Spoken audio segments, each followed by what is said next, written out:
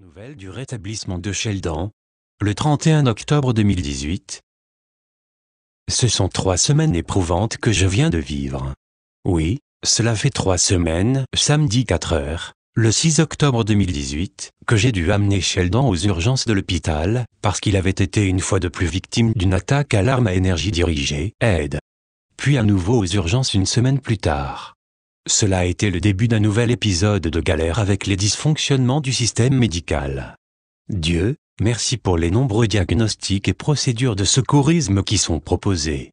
Cependant, la paperasse est pénible et obtenir des rendez-vous pour les soins post-opératoires est un cauchemar.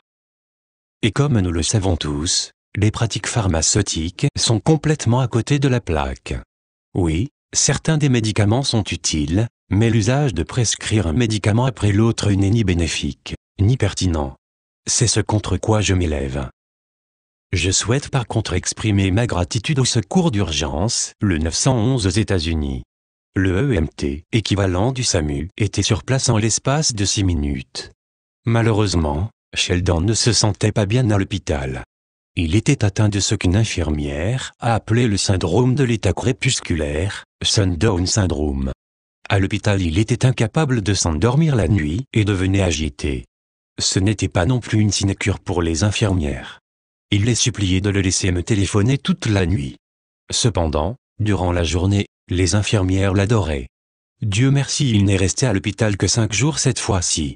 Une fois de retour à la maison, il dormait comme un bébé pour guérir. Sheldon est en train de redevenir physiquement celui qu'il était avant sa dernière attaque. C'est son système nerveux qui a besoin de temps pour guérir. Nous avons encore quelques obstacles à franchir et nous aurons gagné.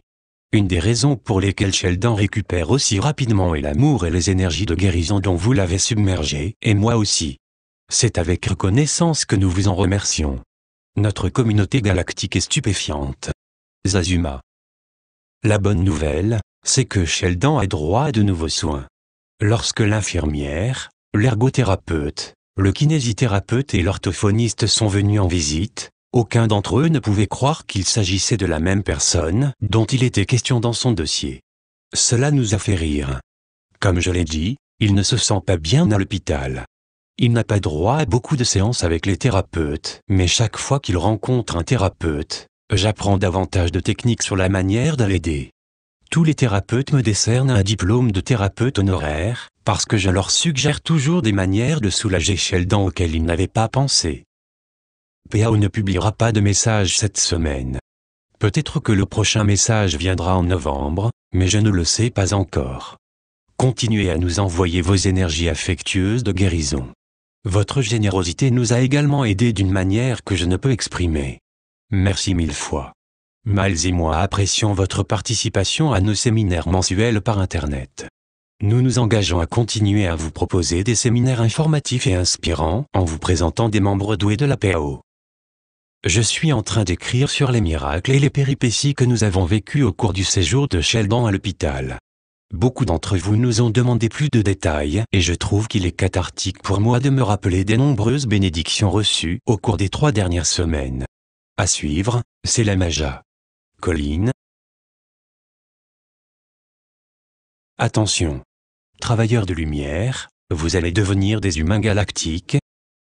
Lorsque Sheldon Needle n'était qu'un jeune garçon, lui et sa sœur ont été contactés par des êtres de Sirius de 5e dimension, qui appartenaient à la Fédération Galactique. Pendant plusieurs années, Sheldon a été éduqué à bord d'un vaisseau mersirien. À l'âge de 14 ans, il décida d'aller son propre chemin et de suivre une voie scientifique. Quelques années plus tard, les Syriens contactèrent à nouveau Sheldon en lui expliquant qu'ils avaient besoin de son aide pour représenter la Fédération Galactique sur Terre. Sa mission consistait à répandre le message que nous allions devenir des humains galactiques et de réveiller cette conscience dans l'humanité.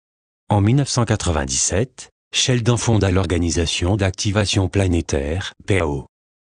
Au cours des années, Sheldon a fourni aux travailleurs de lumière des mises à jour hebdomadaires et donné de nombreuses conférences lors de séminaires sur Internet, webinars. Pendant plus de 20 ans, il a révélé presque tout ce que nous devions savoir sur notre passé, notre présent et notre avenir galactique. En tant que travailleurs de lumière, et pendant la convalescence de Sheldon, nous pouvons le soutenir lui et la PAO, en répandant le message de la Fédération Galactique à l'humanité.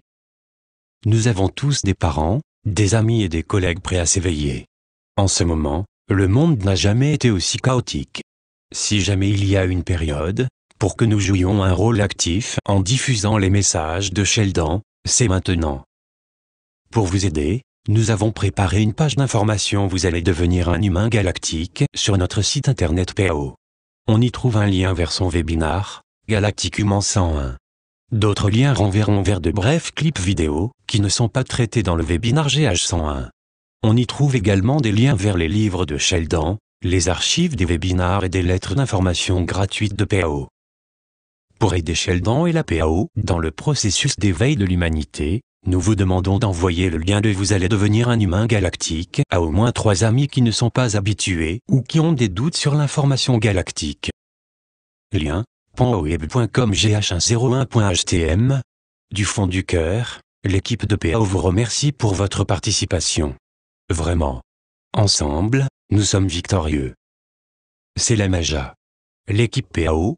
Traduction Patrick Thérovue Isabelle.